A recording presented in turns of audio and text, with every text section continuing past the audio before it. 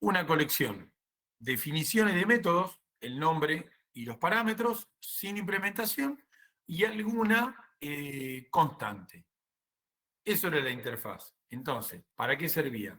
Cuando yo implemento una interfaz, lo único que estoy haciendo es, estoy diciendo, me comprometo a tomar este grupo de métodos que tienen un nombre establecido e implementarlos, ¿sí? Ponerle código para que funcione. Esto ustedes lo pueden escribir de la siguiente, o declarar, perdón, de la siguiente forma. La palabra public, la public, obvio, le podrían poner privado, pero ¿para qué serviría una interfaz privada? Nadie la podría usar. El nombre de la interfase, de quién extiende, acuérdense que la interfase puede ser hija de otras interfaces, y después va el cuerpo. Métodos públicos y abstractos, obviamente, como dice ahí de manera implícita, y constantes. Vamos a ver un ejemplito. Profe, Pregunte. viste que arriba decía que había que aclarar de quién extendía. En general, si no extiende de otra interfaz, tendría que extender de la superclass, digamos. En realidad, esto de aclarar acá, como vos bien decís, mira, lo podemos ver. Esperá que tengo dos ejemplos. En este ejemplo, mira, uno aclara si está dentro de una jerarquía de interfaces. ¿Sí? Hay jerarquías de interfaces, pero después no se aclara nada, porque en realidad todo cuelga de una clase de interfase general. ¿Sí? Esa sería la idea. Y, ¿te respondí? Digamos o no. Porque, Sí, sí. sí, no, el ejemplo no me aportó mucho, me voy a quedar acá. Sí, básicamente hay jerarquías de herencia de interfaces, pero son todas interfaces. Insisto, la interfase es eso, es implementar o decir, che, yo me comprometo a ponerle código a los métodos que vos me decís que tienen que llevar este nombre. Es comprometerme con una serie de nombres. Ahora lo vamos a ver en la que saqué recién. El caso más sencillo es armar una interfaz chiquitita como esta, que se llama arrancable, esto es un ejemplo sacado del libro, donde yo digo, todos los vehículos van a implementar arrancable, ¿sí? ¿Para qué? Para que simplemente yo me asegure que todos van a tener el método arrancar y detener motor. ¿Sí? Simplemente para eso. Después, si es un coche, una lancha, una moto, cada uno le va a poner adentro su propio código. ¿Sí?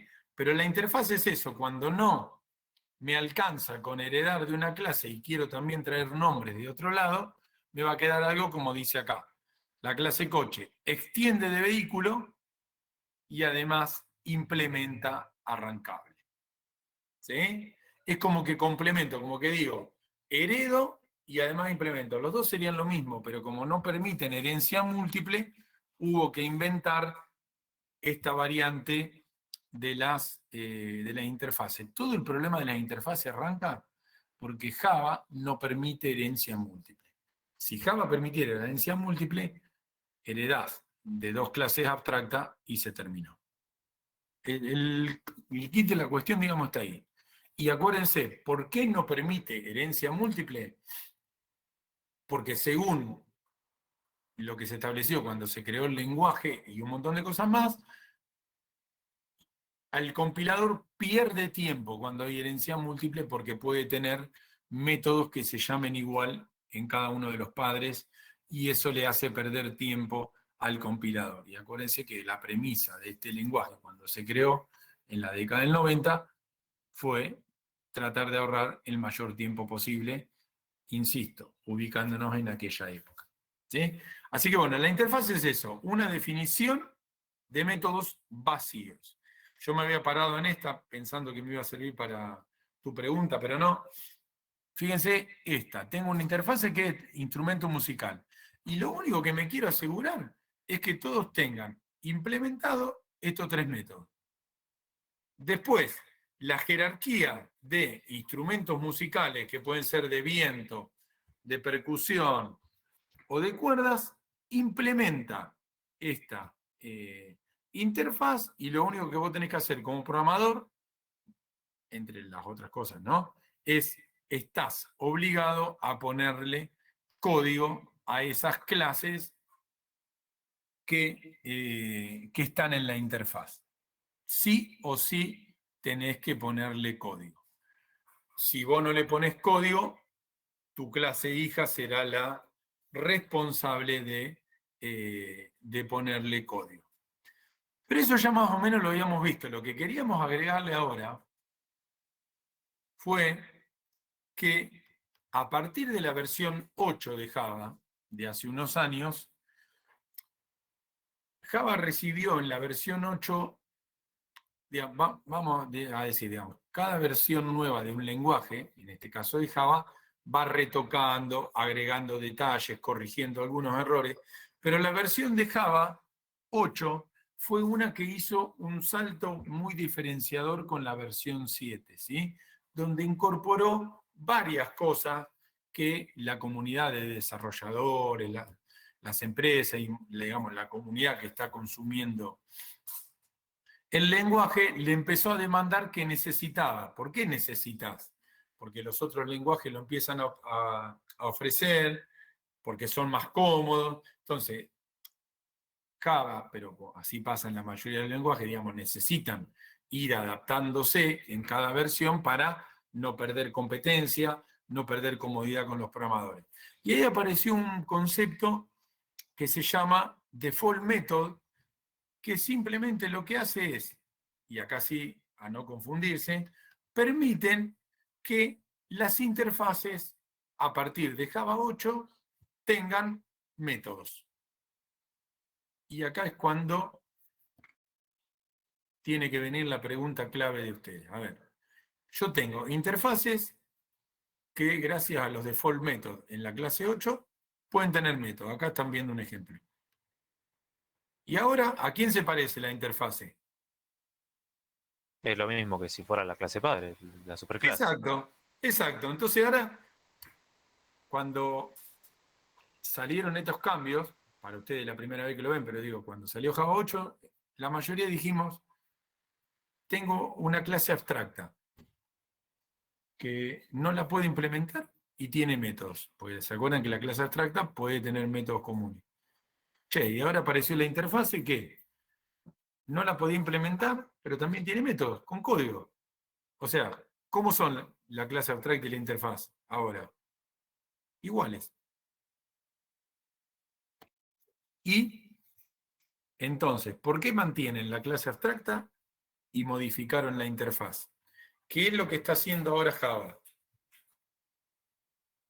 Clase abstracta con método, con código, ¿no? Interfaz con método con código y los métodos tradicionales sin código. Son iguales. ¿Está bien? Ahorrar ¿Eso código. simularía la herencia múltiple? Bien, bien ahí, Joel. ¿Sí? Va por ahí. Fíjense lo que terminaron haciendo. Terminamos teniendo herencia múltiple. Pero, para no cambiar la raíz del lenguaje, no podemos poner extend clase 1 y clase 2. No nos deja. Pero podemos poner extend clase 1, implementa interfase 2. Fíjense ¿Y se que pueden también... poner varios implements?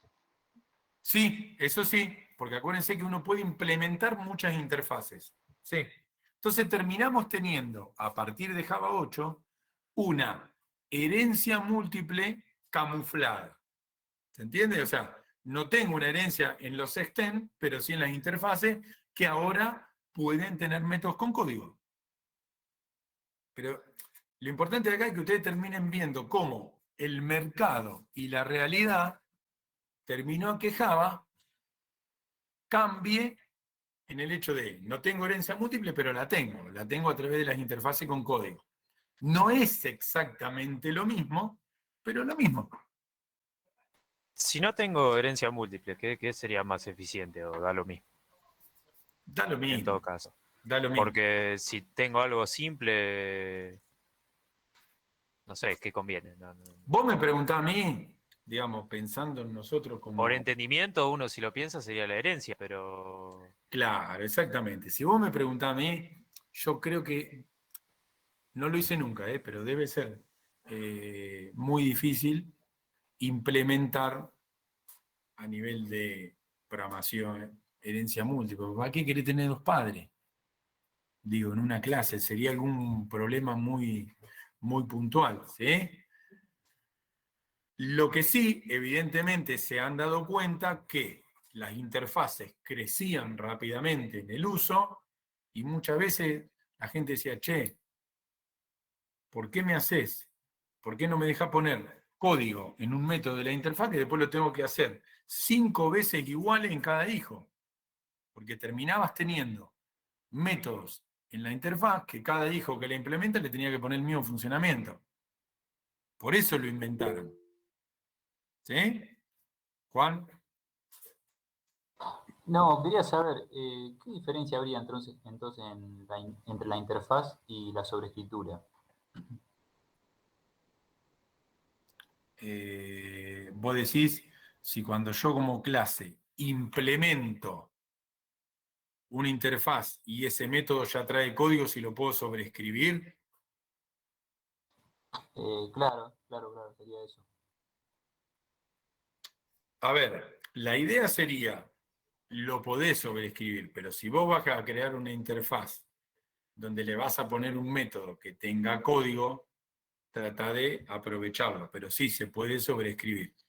Pero básicamente, más que eso, más que entre sobreescritura e interfaz, lo que yo pensaría es que la interfaz, al permitir un método con código adentro, se hizo muy parecida a una clase abstracta. Yo me quedaría con esa idea. Ojo, que fíjense que acá va la palabra default. Ojo, ¿sí? Que los métodos que tienen código en las interfaces llevan esta palabrita acá, que estoy mal moviendo el mouse, no me deja seleccionar, que dice default. Antes del doble o antes del void, dice default. Porque se llaman default methods, se llaman métodos por defecto de las interfaces. O ¿Sí? sea que la ineficiencia y la sobreescritura de código que traía la herencia múltiple, Y como que se la comió la realidad.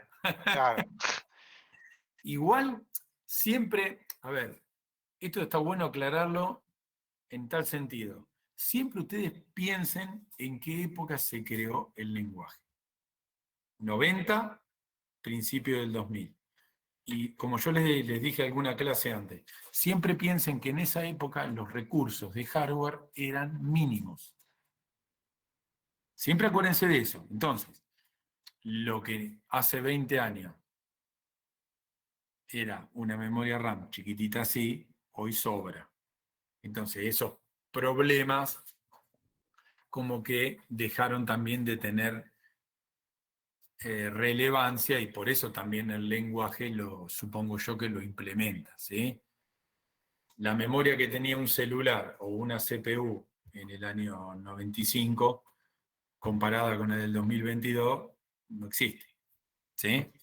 Entonces, supongo yo que debe venir por ahí, pero el origen fue la eficiencia de compilación y la velocidad de ejecución.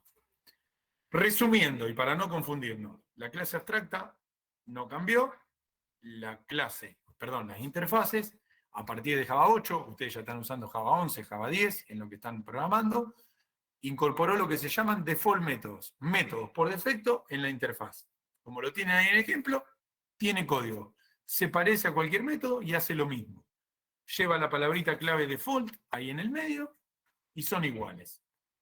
¿Es una herencia múltiple camuflada? Por supuesto. Creo que fue Bruno que preguntó, no me acuerdo quién. ¿Es muy común usar herencia múltiple o este tipo de cosas? Y la verdad que no. Pero sí te puede pasar que vos implementes una herencia y al momento de implementar alguna interfaz que trae métodos gráficos o alguna cosa de esa para estandarizar los nombres, ya te traiga algunos métodos con código resuelto, ¿sí?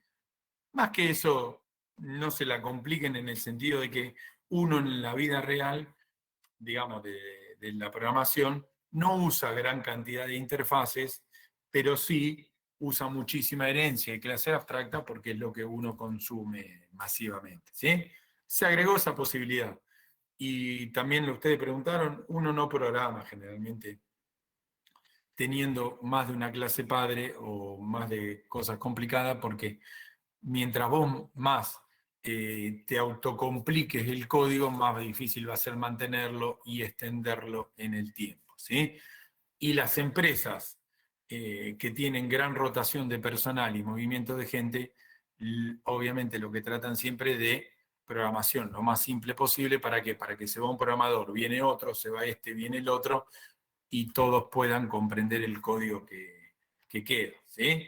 Así que bueno, nada, sepan que existe, no nos hacemos mucho más problemas, vamos a hacer alguna pruebita de esto y no mucho más. Ahora, detallecitos que siguió agregando Java 8, ¿sí? Lo que se llama Static Import. No es muy conocido, pero es recómodo para nosotros como programador. Y lo van a ver en este ejemplo. Por ejemplo, cada vez que ustedes quieren hacer un cálculo matemático, ¿cómo tienen que poner? mat.mat. Para que me traiga el nombre de los métodos de la clase mat. Java 8 propuso hacer un import estático, como lo ven acá en la otra diapositiva.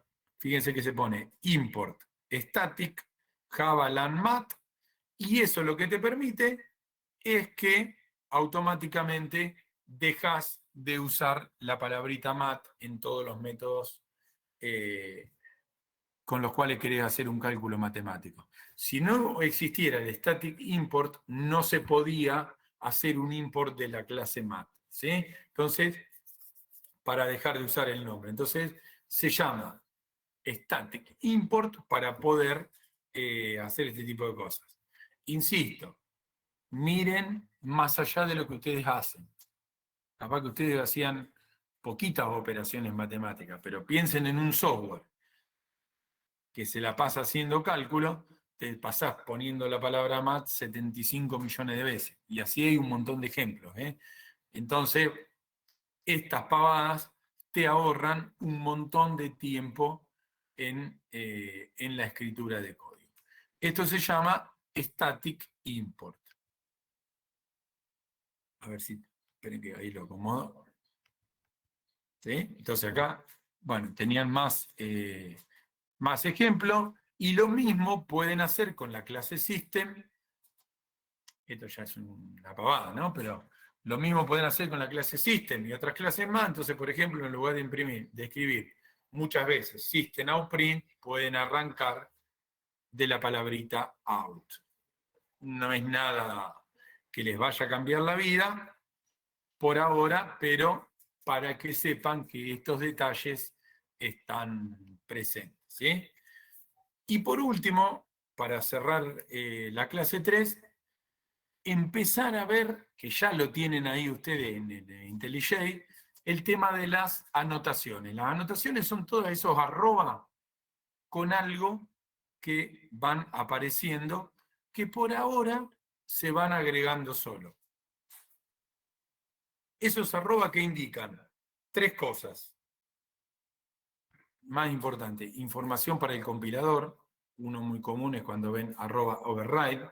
Entonces el compilador ya sabe que eso es una sobreescritura para cuando compile saber dónde ir a buscarlo. Las anotaciones nos brindan, como dice ahí, procesamiento para compilar e implementar, ¿sí? Uno va leyendo esas anotaciones.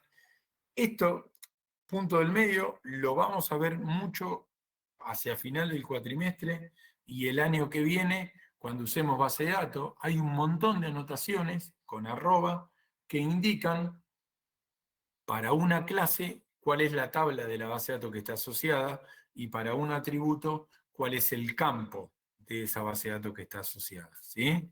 Entonces, van procesando y van armando, como dice ahí, la asociación en archivos de XML u otras cosas más que ya van a ver, donde dicen, este objeto es esta tabla, este atributo es este campo.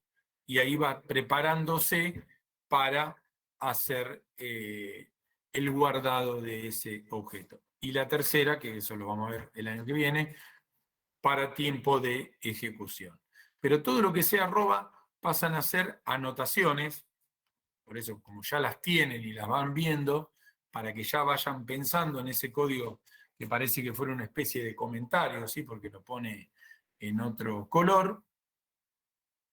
Arroba entidad, esto es para cuando guardemos la base de datos, como le decía yo, la clase con la tabla, tienen el override, acá les puse me parece que algún ejemplo más. Y bueno, y los más comunes, como cuando ustedes crean la clase que me dice quién es el autor y algunos detalles más, ¿sí? Las anotaciones van con el arroba. De ahora en adelante, hasta fin del año que viene, que vean POM, cada vez más las vamos a usar, vamos a agregar y las vamos a explotar un poquito, ¿sí? Fíjense que hay montones, por ahora estamos viendo estas que solamente sirven a tipo de comentario o aclaración, pero se usan muchísimo para base de datos y ese tipo de cosas. Bueno, la clase que viene hacemos la teoría 4. Antes que me olvide, ahora apenas me desconecto ya les habilito todo, que el otro día me había olvidado. Ya les habilito la clase 3, así por si alguno no vino o algo, van a ver que tienen un montón más de diapositivas, como pasa siempre, con todo el contenido ampliado.